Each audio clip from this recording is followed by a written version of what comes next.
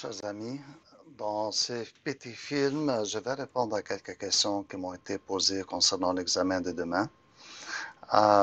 Tout d'abord, concernant les lumières IES, ça a l'air que plusieurs ont eu des problèmes, et d'après moi, c'est causé par des fichiers de lumière faits avec Maxwell 4 et que Maxwell 5 n'a pas accepté. Je vais les tester avec vous maintenant. Nous allons voir les possibilités de régler ces problèmes. Nous allons voir par la suite les pages layout, le fond d'un dessin et ajouter des codes. Donc, on va aller un à la fois. Donc, je vais aller dans mon SketchUp. Je vais vous montrer quelques possibilités avec Maxwell 5. Alors, concernant le fichier US, comme vous voyez maintenant, il y a une liste de luminaires ajoutés dans Maxwell. Ces luminaires-là ne se trouvaient pas ici dans Maxwell 4. Donc, Maxwell 5 a ajouté ça. Juste pour comprendre le fonctionnement de ces luminaires, si je prends par exemple un Area Light et je le place sur le plafond, qu'est-ce qu'il fait maintenant SketchUp? Il est, en fait, c'est Maxwell qui est en train de créer ça, donc SketchUp est en train de créer ce qu'on appelle un macro.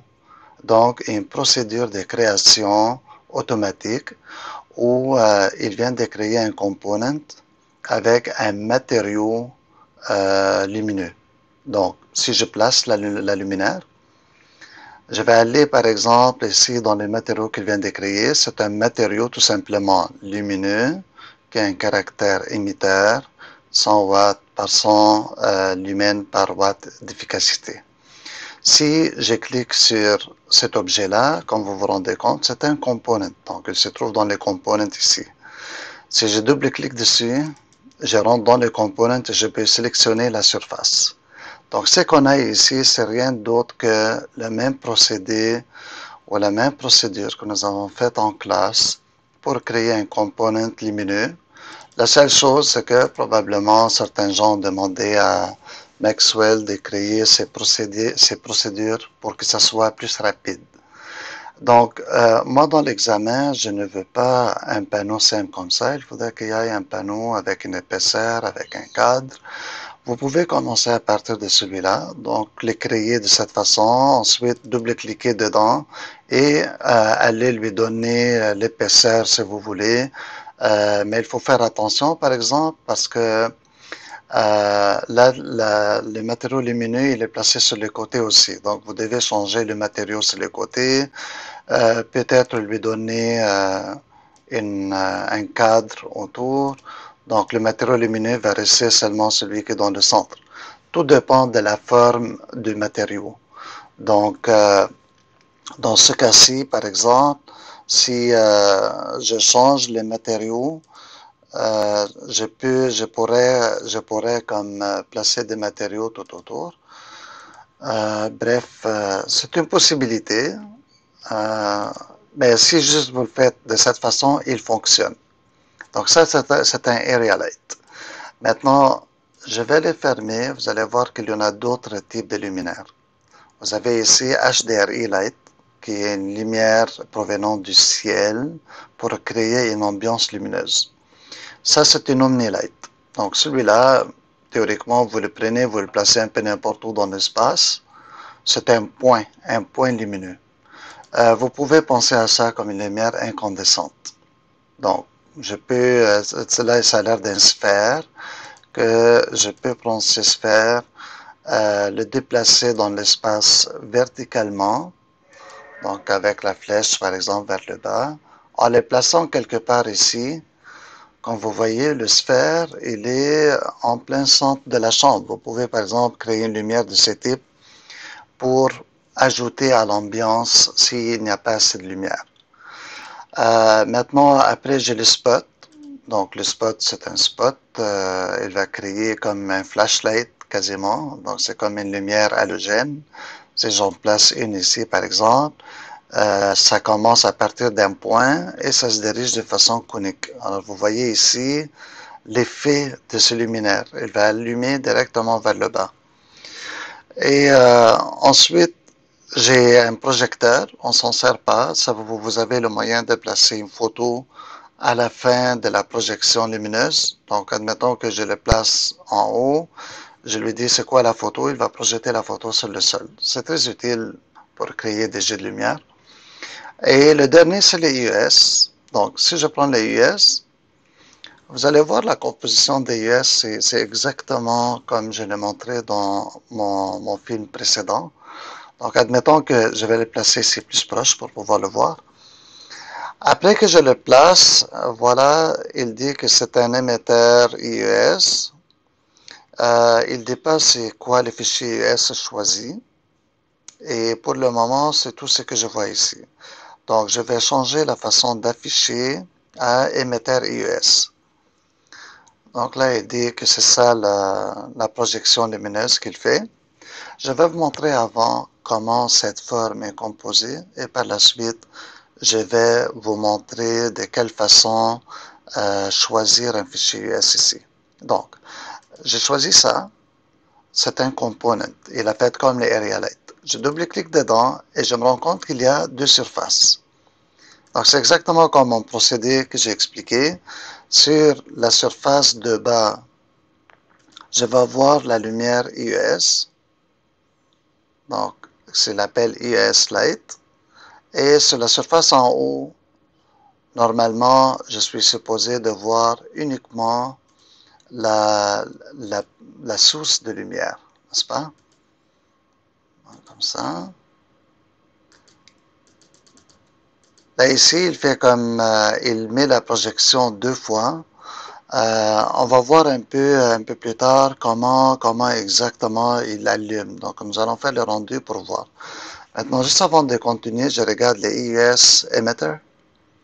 Je clique sur le dossier. Et comme vous voyez, Maxwell, il a ses propres fichiers IES. Les fichiers IES ne sont pas les seuls qui ont les paramètres de lumière. Il y a aussi les fichiers ILUM DAT. DAT, c'est pour Data. Et LUM ici, je sais pas, c'est comme illumination. Donc, comme vous voyez, vous avez des caractéristiques des luminaires IES. Vous pouvez les placer en large cône. Et on est capable de voir un petit peu, de lire leur courbe photométrique, essayer de comprendre leur comportement. Donc, on voit ici, par exemple, que c'est un spotlight très mince. Celui-là, il va faire une projection. Il y en a qui font double projection. Des fois, il y en a qui allument vers le haut et vers le bas. Ça, normalement, lorsqu'il y a deux courbes, c'est parce qu'il y a hotspot et fall-off. C'est-à-dire qu'il va projeter la lumière en deux catégories différentes. Un qui est très lumineux, presque comme un projecteur, et le deuxième comme un fall-off, c'est-à-dire que c'est une espèce d'un dégradé qui va suivre la lumière autour. Donc, vous avez plusieurs lumières ici, qu'on est capable d'en choisir un. Ce type de luminaire en haut, c'est les types qui allument vers le bas et vers le haut en même temps. Donc, c'est pas convenable pour un spotlight. Pour un spot, on va prendre celui-là par exemple. Là ici, il est en LDT. LDT, ça c'est IES. Donc, juste pour ne pas prendre de chance, je vais prendre des IES. Je vais faire Open. Vous allez voir comment ça change la projection maintenant. La projection qu'on voyait tantôt, c'était une projection contre un mur. Alors, la lumière est placée en haut et on voit comment la lumière va se comporter. Donc, ce que je vois ici, je vois les hotspots et je vois les fall-off. OK? Donc, après, vous avez ici l'intensité. Donc, l'intensité de la lumière, elle dit que c'est 1. Mais attention, 1 de ce qui est prescrit dans le fichier US. Dans le fichier US, je peux retourner vous montrer un truc très intéressant. Donc, je vais aller, par exemple, au fichier US que j'ai choisi, celui-là. Faites bouton droit de la souris dessus. Et faites Open with. Choisissez n'importe quel éditeur de texte. Donc, je vais prendre un éditeur de texte Notepad. Et la chose la plus primitive possible. En regardant dedans, vous allez voir l'intensité de la lumière prescrite dans le fichier. Donc, normalement, il y a toutes les informations reliées à la courbe photométrique. Donc, je vais aller l'ouvrir avec un éditeur de texte capable d'afficher les paragraphes. Donc, on va prendre par exemple, je vais prendre WordPad. C'est un peu comme Word. OK. Donc ici, il parle des catégories de la luminaire. Normalement, il y a plus d'informations que ça. Ce type de fichier, euh, je vais aller choisir un autre logiciel, peut-être Word.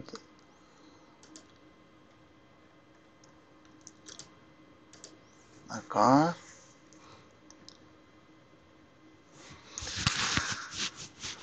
Non, il est en train de le couper. Il est en train de couper. Normalement, il y a une continuité après.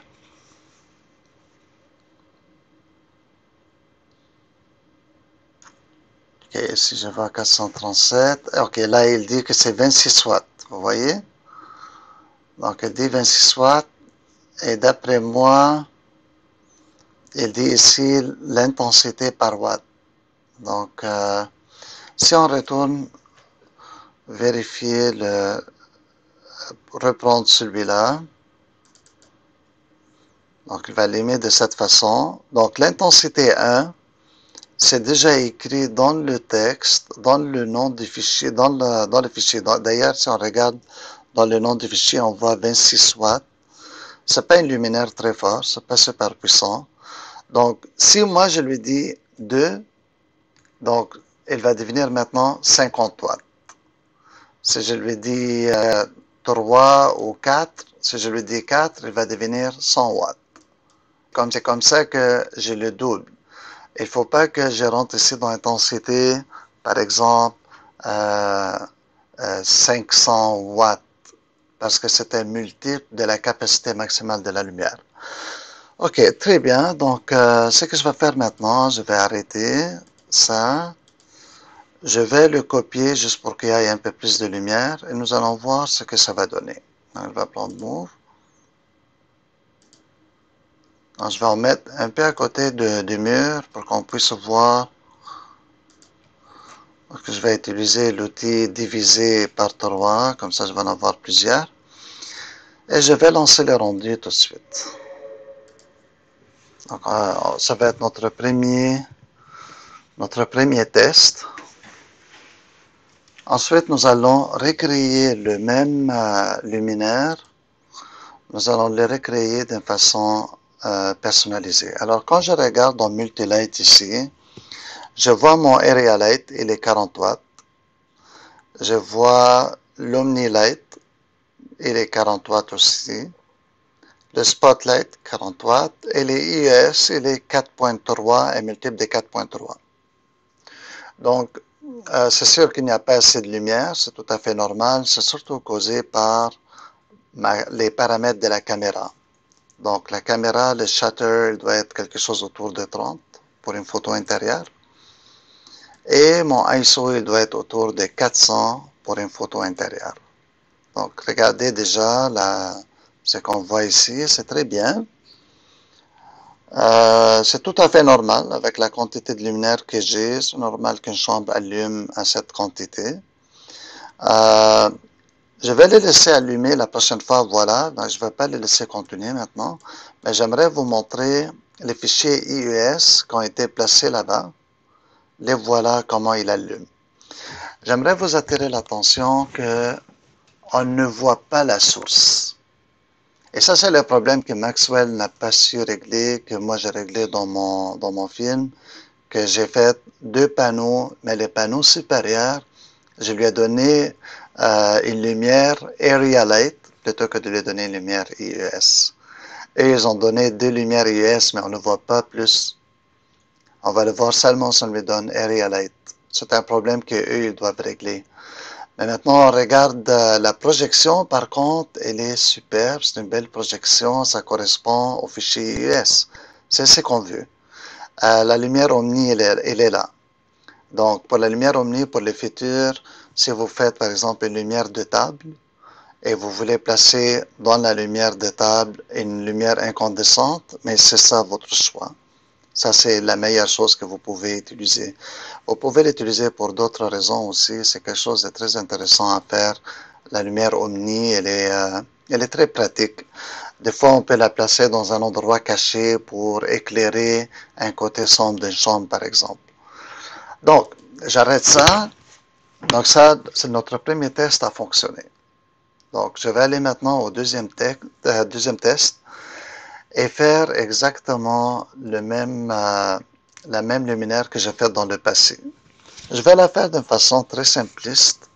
Euh, donc, ce que je vais faire, par exemple, je vais sélectionner toute mon architecture et créer un component avec euh, pour que lorsque j'ai créé ma luminaire, il coupe pas mon plafond.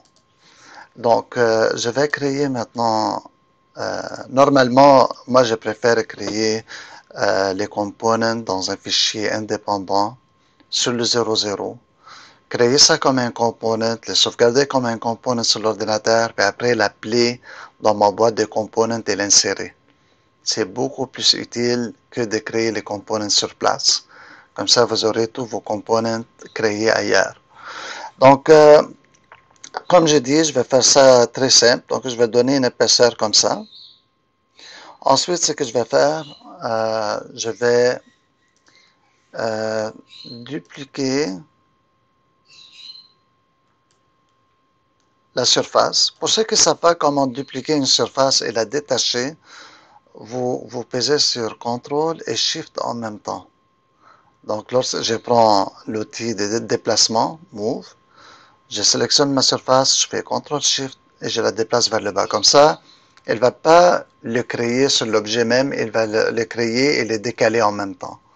Donc, c'est très intéressant dans le contexte. Je vais maintenant le déplacer d'une façon obligatoire vers le haut. Là, il veut absolument snapper. Moi, je ne veux pas snapper. Donc, bon, je vais faire CTRL-Z. Je vais aller le prendre peut-être de l'autre côté, comme ça. Un bon truc pour faire un déplacement, parce que j'aimerais ça qu'elle soit un peu plus rapprochée, n'est-ce pas? Que ce soit pas trop éloigné.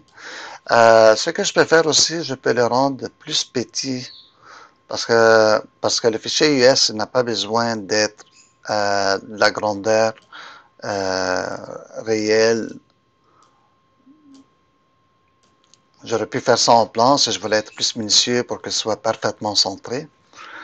Donc maintenant, c'est fait. J'ai deux éléments différents. Je vais aller créer les matériaux. Donc rapidement, on va aller dans les couleurs. Je vais partir à partir d'une couleur simple, blanc ou gris, faire nouveau. Très bien. Donc avec ça, je vais lui dire, je vais commencer à partir de blanc. Et je vais l'appeler, bon, lumière, IES, fond. Donc fond, c'est pour la lumière de fond là-bas. OK. Et je vais appliquer ça ici. Là, ça aurait été le fun de lui donner une petite teinte pour qu'on puisse voir. Ah, voilà, ça fonctionne. Donc, une petite teinte pour voir que ce qu'on a fait a fonctionné. Très bien. Pas vert, parce que le vert, il va changer la couleur de tout. Très bien, ça va. Et maintenant, je vais créer le deuxième. Donc, je vais l'appeler lumière, IES. Et maintenant, je vais l'appeler photométrique. Peut-être c'est pas une très bonne idée de l'appeler lumière US. Ça aurait été mieux de l'appeler cette lumière, par exemple, je ne sais pas, lumière de cuisine ou quelque chose. Ou s'ils sont numérotés, lumière 1, 2, 3. Et ensuite, mettre les US pour ça, pour les US, et mettre pour ça Area Light. Comme ça aurait été plus clair. Donc, photométrique.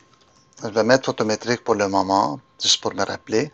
Et je vais changer la couleur. On va appliquer ça sur le deuxième. Donc là, je vois clairement que tout est appliqué et tout fonctionne.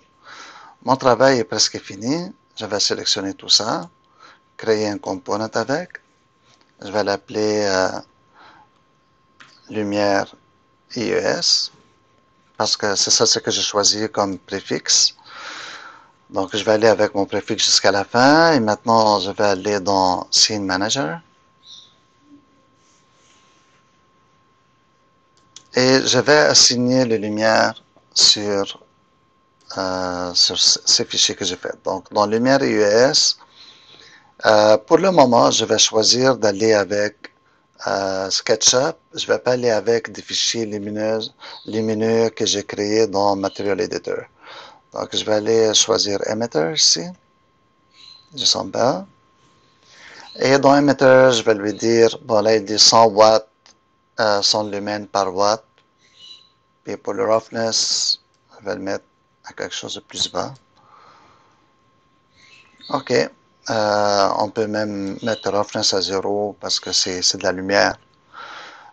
Si je voulais, il est possible de mettre dans la lumière une photo, si vous voulez par exemple avoir l'effet givré d'une vitre. On est capable de placer une photo dans le roughness. Ou je peux tout simplement monter le roughness à un certain niveau, il va créer un petit effet givré. Donc, le deuxième, je vais aller dans le photométrique. Et ici, je vais aller choisir émetteur IES. Je vais sélectionner du dossier, des fichiers IES que Maxwell nous a donné. Pour l'examen, allez-y avec quelque chose de simple. Ne vous compliquez pas la vie. Prenez des fichiers de Maxwell ou prenez des fichiers des manufacturiers si vous avez déjà testé et essayé. Donc, pour le moment, ce que je vais faire, je vais lever la lumière à un niveau un peu supérieur, juste pour être certain que ça va fonctionner. Puis après, je pourrai l'ajuster en conséquence. Donc, très bien, le travail est terminé. Maintenant, je vais retourner en arrière. Moi, je sauvegarde tout le temps mes scènes. Ça, c'est une très bonne habitude de toujours avoir vos scènes préparées. Juste au cas où que vous avez oublié, dans Caméra, vous avez Field of View. Il est normalement à 35 degrés. Vous devez le setter à peut-être 60. Et après, vous utilisez Zoom pour zoomer, pour ajuster la caméra. Les lignes verticales, il faut que ce soit parfaitement vertical. Vous allez dans Caméra, vous cliquez sur Two Point Perspective. Par la suite, vous utilisez Pan pour regarder plus vers le haut, pour ajuster votre hauteur. Donc, mes lignes verticales sont parfaitement verticales. Je ne coupe pas ma perspective juste à la limite d'une fenêtre, comme ça. Soit que je coupe à 2/3, un peu moitié, 2/3, 2/3, ou je m'éloigne au moins de 1/4, comme ça là. Mais jamais, juste comme ça, c'est pas assez bon. Pas très bien ça. Donc, je laisse un peu plus d'espace. Je vais aller chercher mon luminaire, là-bas, et le déplacer quelque part où je suis capable de le voir. Quand vous copiez ou vous déplacez quelque chose, vous n'avez pas besoin de sélectionner sur l'objet. Je peux me servir d'une ligne référence, comme par exemple le haut d'un mur, pour copier ou pour déplacer. Je peux me servir si je veux par exemple déplacer la longueur d'une fenêtre. Disons que je vais copier ça en avant, la longueur d'une fenêtre. Donc, je l'ai sélectionné maintenant, je pèse sur CTRL, je clique sur le début de la fenêtre et la fin de la fenêtre. Donc, ce déplacement, c'est exactement la longueur d'une fenêtre. Si je vais les copier maintenant, la longueur de la porte. Donc, je fais la même chose. Je pèse sur CTRL et je me sers de la porte comme un outil de référence. Donc, maintenant, je vais lancer mon rendu. On va voir, espérons que ça va fonctionner parce qu'avec la version 5, on a eu quelques problèmes indésirables, malheureusement. Donc, je regarde ici, je vois ma lumière IES de fond et je vois ici ma lumière IES photométrique. Donc, d'après ce que je vois, tout fonctionne. Euh, on va attendre qu'il lance le premier. C'est en train de lui prendre un peu de temps. Voilà, ça s'en vient. Là, mon soleil a été rajusté tout seul pour une raison que j'ignore. Donc, qu'est-ce que je vais faire? Je vais mettre mon soleil à zéro. Donc, comme ça, admettons que vous avez lancé votre rendu avec le soleil, mais vous voulez que ce soit un rendu de nuit. Plutôt que de retourner et refaire le travail deux fois, tout simplement baisser. Là, vous me dites, comment ça se fait qu'il y a de la lumière qui rentre de l'extérieur? C'est parce que c'est la lumière du ciel. Donc, on a le ciel et le soleil. C'est très intéressant le fait que c'est deux choses différentes. Donc, je peux mettre mon ciel, par exemple, à 0.2. Je peux mettre mon soleil à 0.1.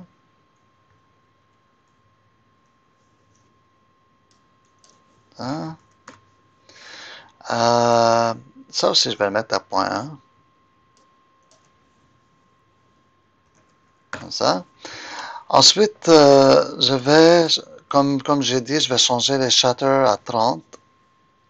La prochaine fois, je vais vous montrer comment je change le shutter directement dans Maxwell, dans SketchUp Maxwell, plutôt que d'arriver ici avec.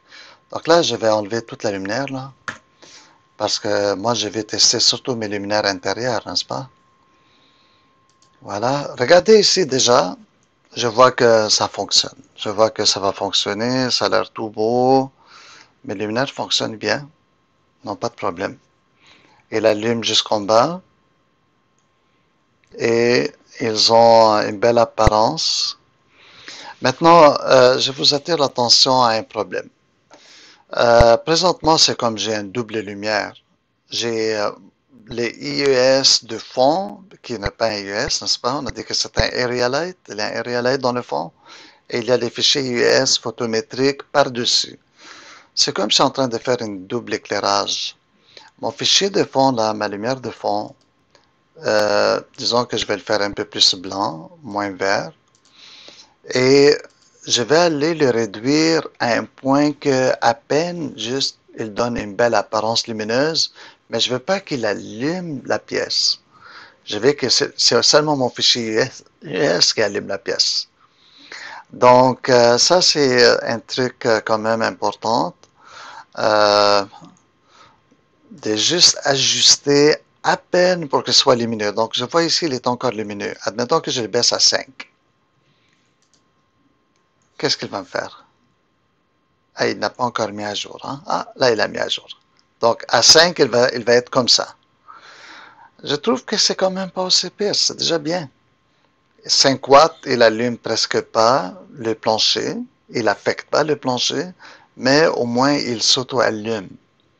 Donc, comme ça, il donne l'apparence d'un appareil d'éclairage, tout en étant qu'il n'affecte pas son entourage, puis c'est le fichier US qui fait le travail. Donc, très bien. Je pense que cette partie, elle est déjà couverte. Donc, s'il vous plaît, si vous avez développé des fichiers IES avec votre Material Editor de Maxwell 4, on voit qu'il ne fonctionne pas pour le Maxwell 5. Il faut malheureusement les mettre à jour. Il faut aussi faire attention pour les types de fichiers IES à télécharger. Donc, si jamais aussi vous avez le problème répète, je vais faire un test rapide juste pour voir si c'est Material Editor le problème. Donc, admettons que je vais faire Material Editor, comme ça. Oui, c'est pas le bon Material Editor. Ça, c'est les 4. Pourtant, je l'ai complètement euh, enlevé. De toute façon, je peux aller le chercher ici. Donc, mon Material Editor, il est ici. Double-clic dessus. Et on va faire le même travail, presque. Donc on va aller l'attendre. Il arrive. Il prend pris quand même beaucoup de temps. Alors, voici mon Material Editor. Je vais faire un fichier IES tout simplement. Donc, pour créer le fichier IES, je vais lui dire, je vais faire un emitter. Je vais enlever les BSDF, je n'en ai pas besoin. Donc, je vais faire Remove Selected. Je vais lui dire ici que c'est un fichier IES que je vais faire. Regardez l'intensité 1. Je vais cliquer dans Data pour aller chercher un fichier IES. Et qu'est-ce qu'il m'amène? Il m'amène dans NextLimit Maxwell Render 5. Alors, on ouvre ça, puis on regarde, on a un dossier qui s'appelle IES ici. Je vais aller dedans. Et on en a de l'intérieur et de l'extérieur. On va aller dans l'intérieur. Et c'est exactement le même qu'on voyait tantôt. Donc, je vais aller chercher, par exemple, celui-là. C'est le même que j'avais tantôt. Je fais ici View Log pour voir de quoi il a l'air. La couleur, les presets. Les presets ici, c'est très utile, hein, parce que lorsque vous choisissez une luminaire ici, il va amener automatiquement les US correspondants. Donc, admettons que vous avez une luminaire spécifique, je vais vous dire par exemple, regardez ici, tabular fluorescent, warm, 40 watts, 65 watts. Donc, en prenant un preset comme ça, lui, il va chercher son fichier US correspondant. J'ai ici des incandescentes. Admettons que moi ici, j'ai une luminaire fluorescente, mais pas tubulaire. Ici, j'ai des high pressure, low pressure et les halogènes. Bon, donc je vais aller avec le mien, mais c'est juste pour vous expliquer que, admettons que j'aurais pris celui-là, et lui, il l'aurait ajusté en conséquence. Donc, moi, je vais retourner arrière, puis juste le garder comme il était. Je peux changer la couleur en Kelvin ou en apparence couleur. Donc, maintenant, ce que je vais lui dire, je déroule ici, puis je lui dis, montre-moi la lumière IES de quoi elle a l'air.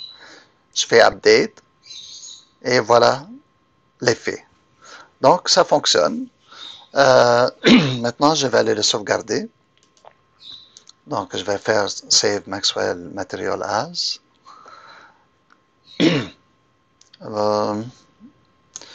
Bon, je vais le laisser dans... Je vais le mettre ici pour le moment. Normalement, je dois le mettre dans mon projet. Mais je vais le mettre ici parce que je n'ai pas ouvert un projet pour ça. Je vais l'appeler Lumière IES 27 watts. Bon, je vais juste l'appeler Test pour que je me rappelle de l'effacer plus tard.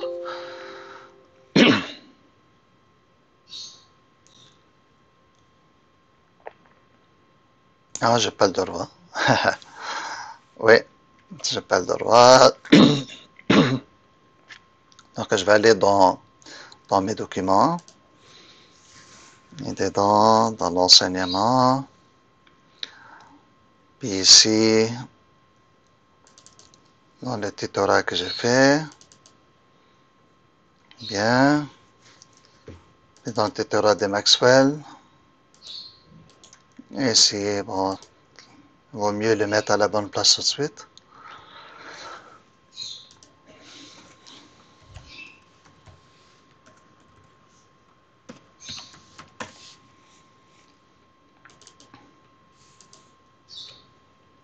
OK.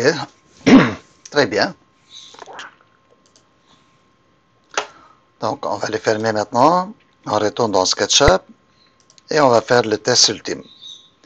Donc, je retourne dans le Scene Manager.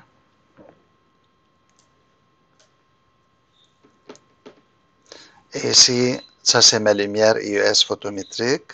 Je vais peser sur MXN et aller le remplacer. Alright. Donc, je suis au bon endroit. Je vais aller dans Tutora, Maxwell IES. Et voilà mon fichier.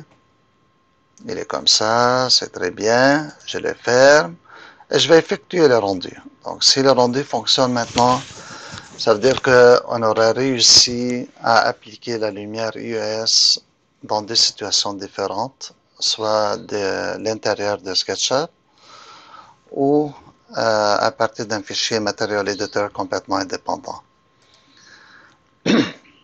Donc, encore une fois, je mets ça à 30, je mets ça à 400.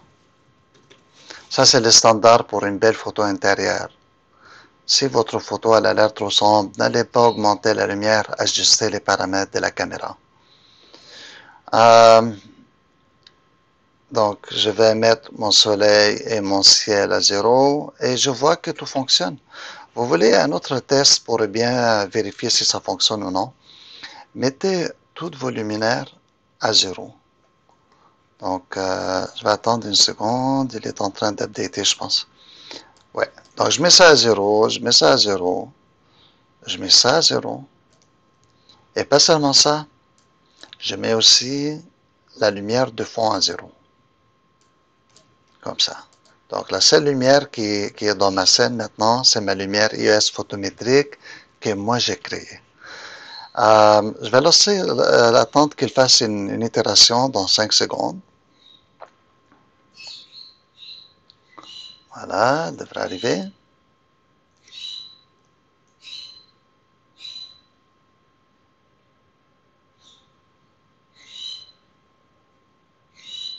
Voilà, elles sont maintenant toutes noires en haut, mais elles allument pareil. Donc ça veut dire que mes fichiers IES fonctionnent. Je vais aller maintenant ajouter, admettons, 2 watts. Ah, regardez, juste à 2 watts. À 2 watts, il s'auto-allume. Je pense que même 1 watt, ça va auto-allumer. Donc, je vais les mettre blanc parfait. Puis par la suite, je vais mettre 1. Et on va attendre l'itération. L'itération est dans 4 secondes.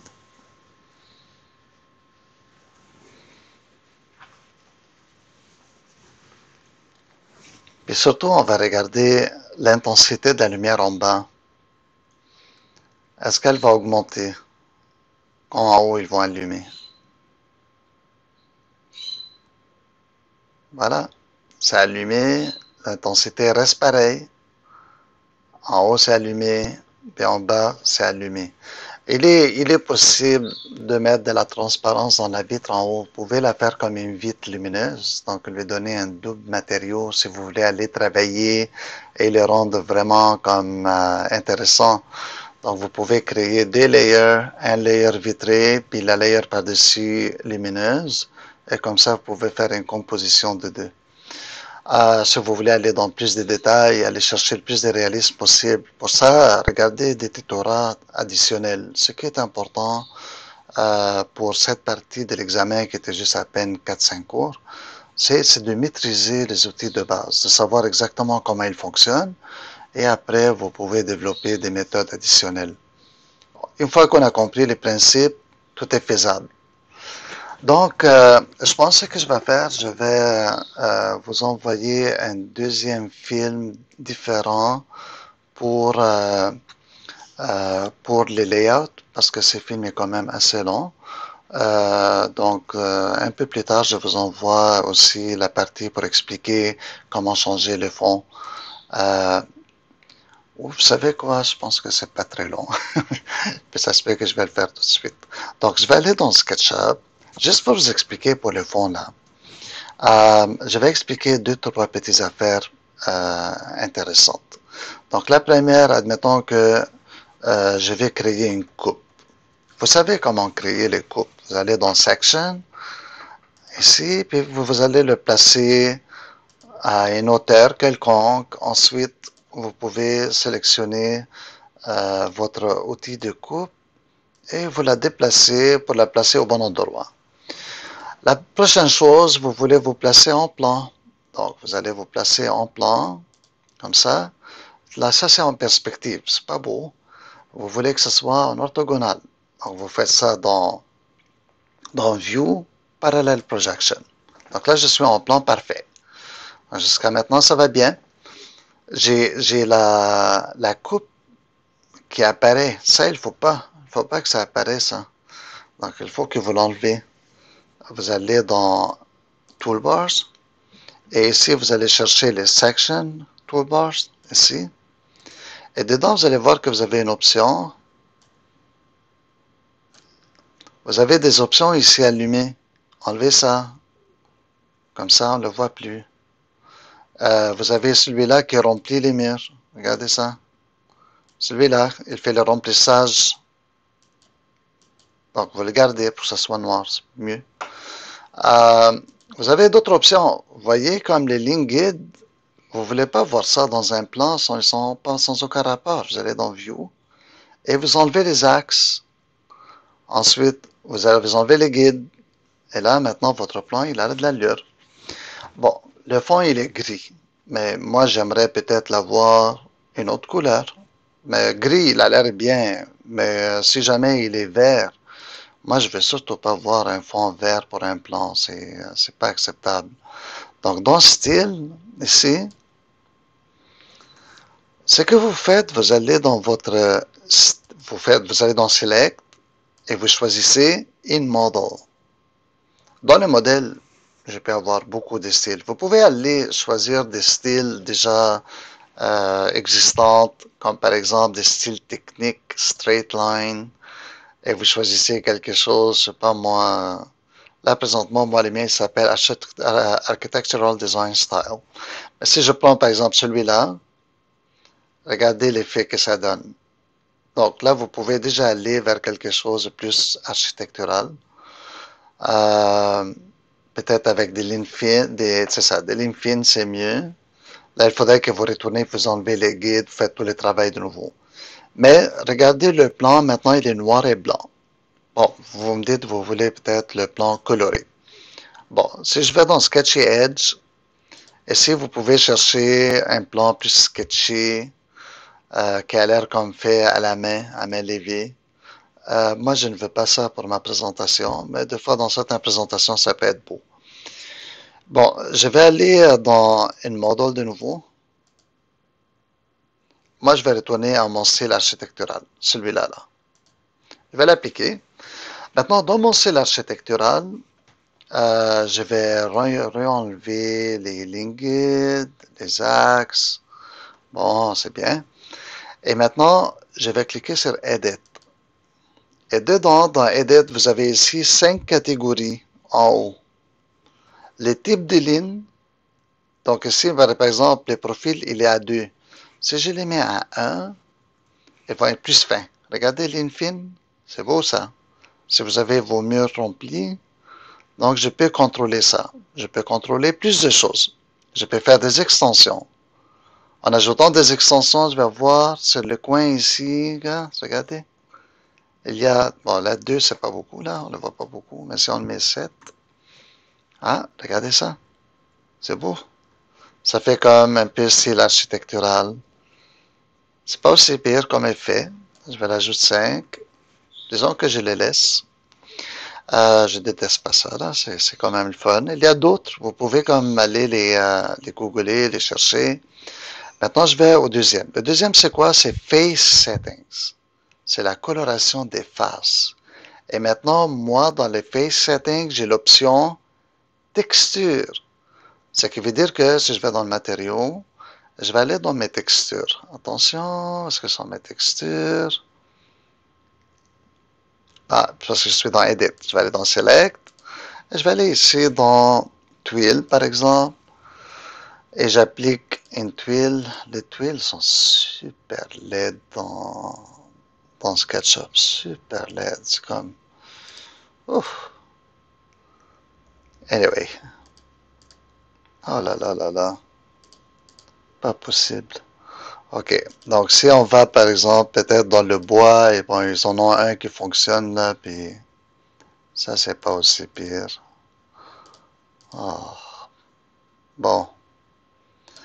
On va mettre ça pour le moment. Regardez, ces problèmes, ils passent à travers. Vous me dites pourquoi ils passent à travers? Je vais vous dire pourquoi. C'est parce que cet objet-là est un component. Double-cliquez, rentrez dans le component, puis après, appliquez votre matériau. OK? Donc, quand vous appliquez sur un component, il va couvrir tout avec les matériaux. Donc, ça, c'est un problème facile à éviter. N'appliquez jamais un matériau directement sur un component.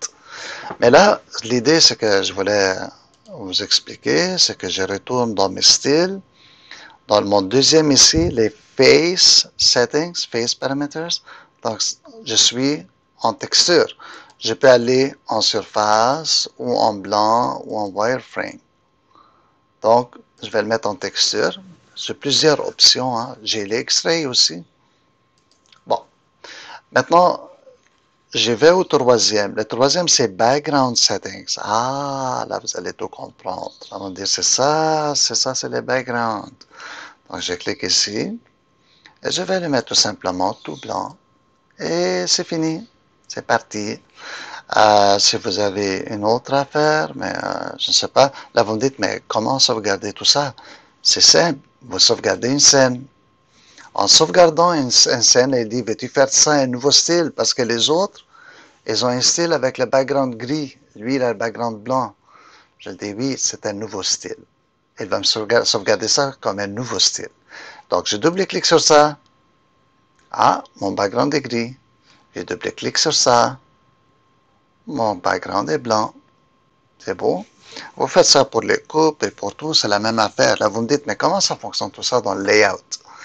C'est presque la même chose. Sauvegardez tout ça.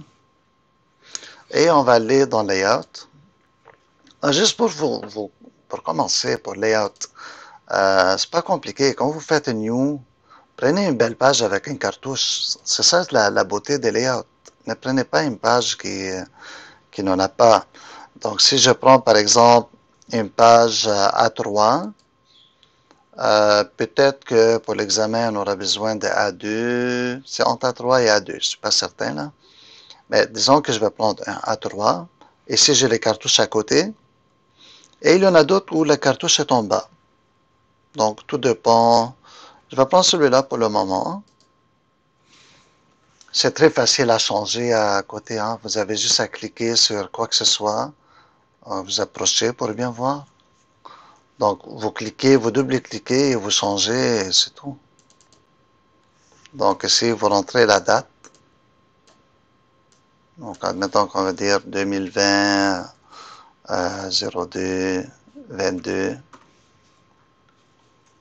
Et cliquez ailleurs. Et that's it. C'est fait.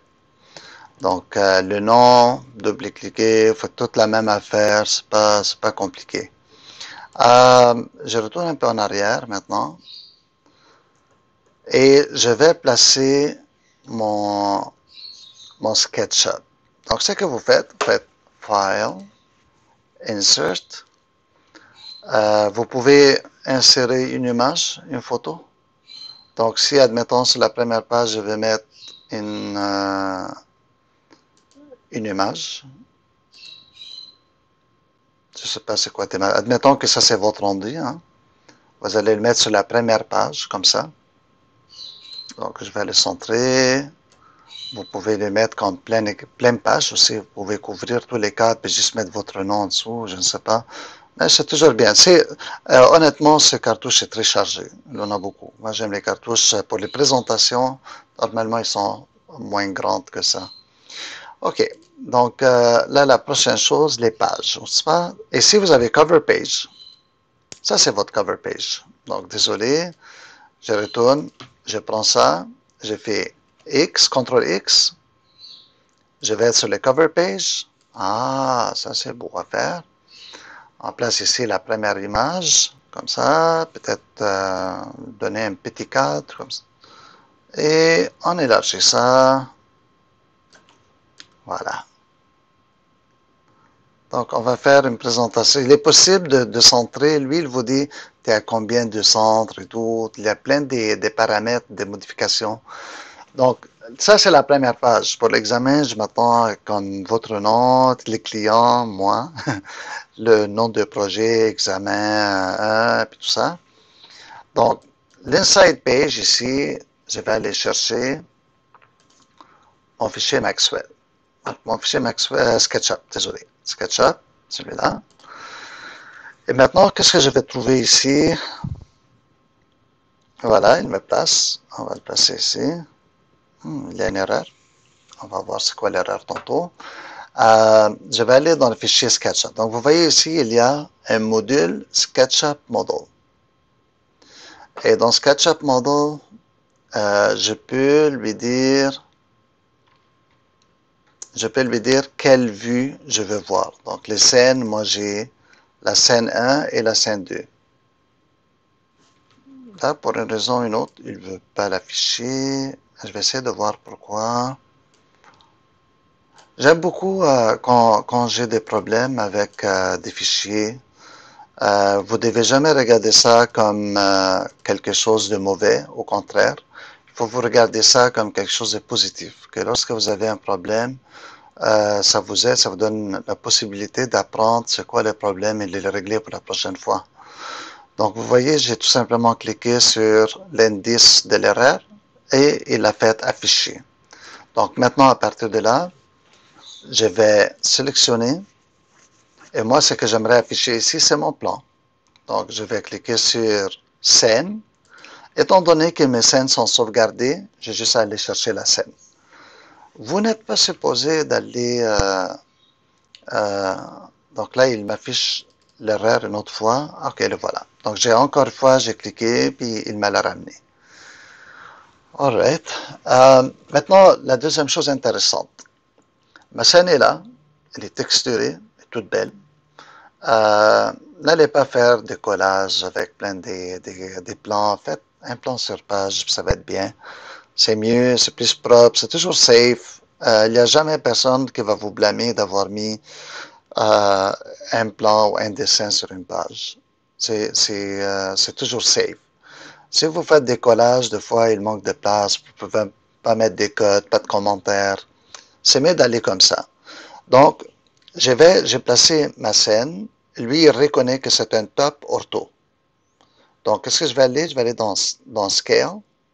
Et dedans, je vais choisir une scale la plus proche possible.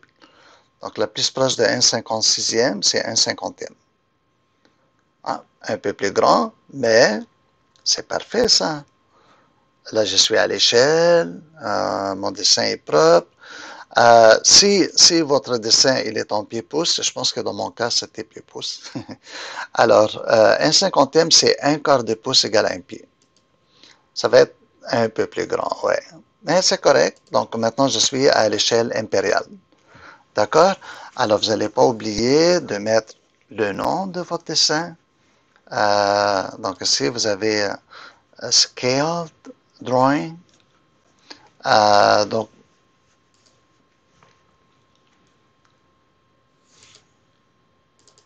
OK. Donc, ici, bon, c'est un peu long, mon ordinateur dernièrement. Donc, je vais aller ici, Make Scale Drawing. Présentement, mon dessin, il est à l'échelle. Donc, si je clique ici une fois, puis je sélectionne mon échelle, donc je vais dire que là, il va aller juste dans les métriques. Choose Scale. Il est juste métrique. Ah oui, il aura fallu que j'ai lui dit dès le départ que mon dessin est impérial. Donc, décimal, je vais le dire ici architectural, vous voyez. Et je vais retourner ici. Voilà, je retrouve mon échelle, un quart de pouce à un pied. C'est fait. Donc, ça, c'est mon dessin. Il est déjà maintenant à l'échelle. Donc, ça, qu'est-ce que ça fait? Tout simplement, il va me le garder à l'échelle précise. Si vous cliquez ici, vous descendez le cadre. Après, je, je peux le panner. J'ai le droit de double-cliquer. Je rentre dedans et avec Shift, je peux faire un pan. Comme ça, je peux centrer mon dessin. Attention, je pense que mon dessin n'est plus à l'échelle maintenant. Donc, je retourne à l'échelle de mon dessin dans SketchUp Model et je vais lui dire ne touche pas à mon échelle.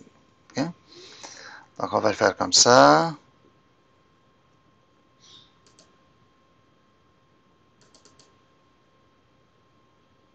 Et voilà, il l'a mis à l'échelle. Donc, quand vous voyez l'espèce de symbole d'alerte, honnêtement, je ne sais pas pourquoi il est en train de l'afficher, mais euh,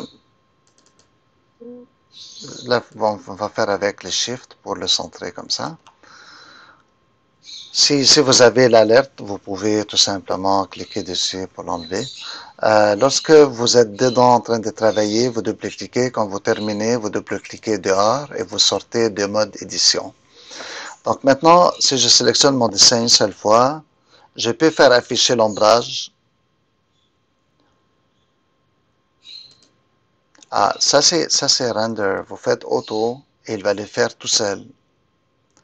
Oui, c'est ça le problème, désolé. Le problème de l'alerte là, c'est parce que mon auto n'était pas affiché. Si vous cliquez sur auto, il va faire le render à chaque fois. Si vous n'avez pas auto, à chaque fois vous devez cliquer sur render. OK. Alors maintenant pour l'ombrage, si vous voulez que l'ombrage soit correct, il ne faudra pas faire la coupe avec section. Il faudra le faire avec la caméra comme je vous ai montré à un moment donné. Mais c'est pas nécessaire de mettre de l'ombrage. Ça, c'est bien comme ça. Là, il va rester les codes. Donc, les codes, je vais aller à Dimension Styles. Je peux mettre les codes dans mon SketchUp, ici. Donc, j'ai ici les outils des codes. Donc, admettons que je vais mettre les codes fenêtre à fenêtre. Je peux changer le style. Donc, on va mettre fenêtre à fenêtre encore. Et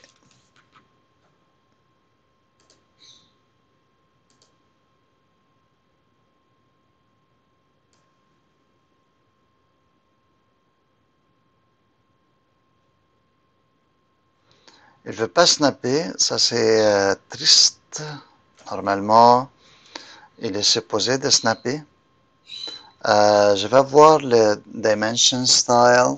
Ici, c'est dans le... OK. C'est un peu triste qu'il n'ait pas un peu plus de capacité. Mais il est possible aussi d'ajouter les codes directement avec Layout. Donc, on va aller voir là-bas. Parce que ici, nous avons Dimension Styles. Donc, il y a un outil spécial pour le faire. On les a ici. Donc, à partir de là, je peux choisir linéaire.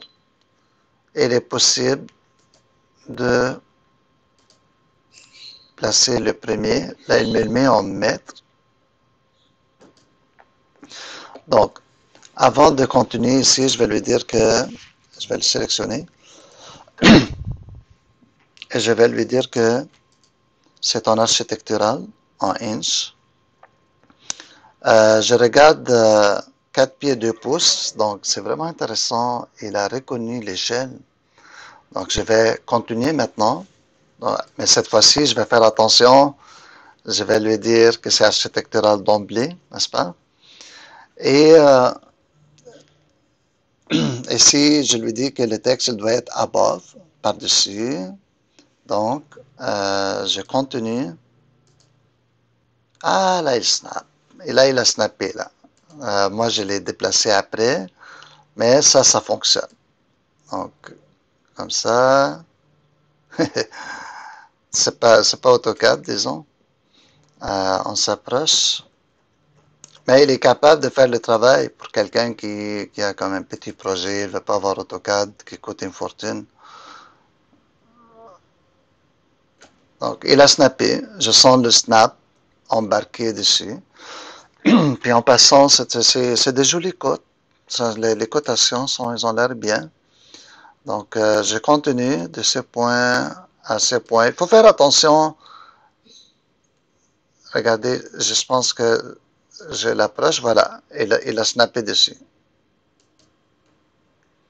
Donc, c'est très important d'effectuer un snap propre. Moi, je pense que le dépassement des lignes que j'ai Ça se peut qu'il est en train de snapper dessus. Ça peut créer une erreur, par exemple. Et mon ordinateur commence à dater un petit peu, il est un peu lent. Voilà.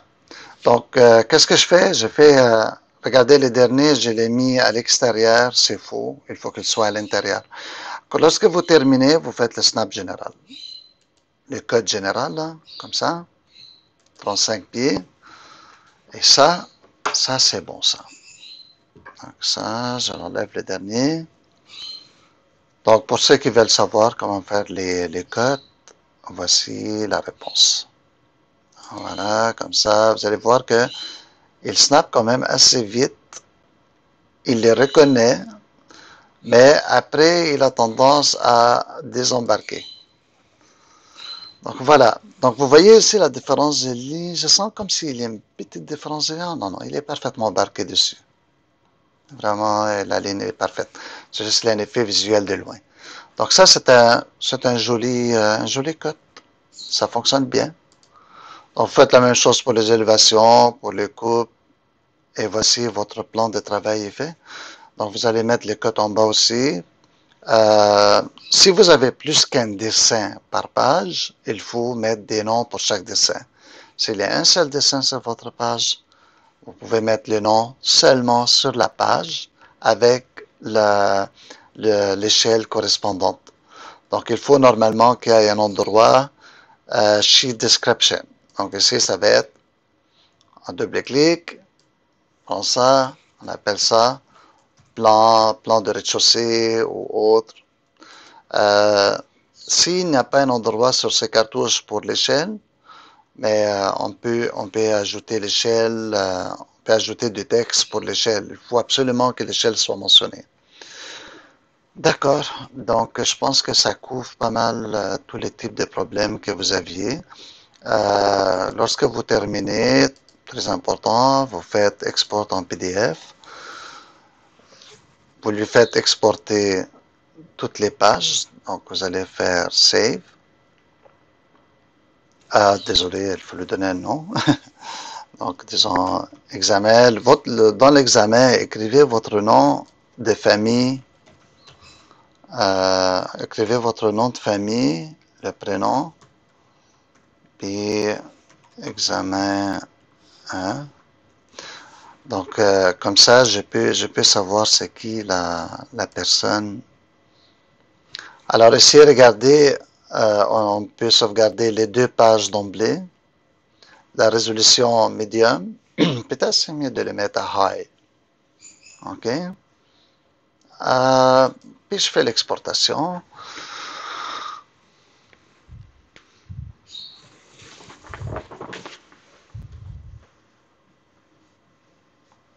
Commence à faire tard. Et voilà mon PDF, ma première page et ma deuxième page. Super. Alors, je vous remercie de votre écoute. J'espère que ça va vous aider pour l'examen. On se voit demain matin. Arrivez en forme, arrivez à temps et on se reparle. Bye bye.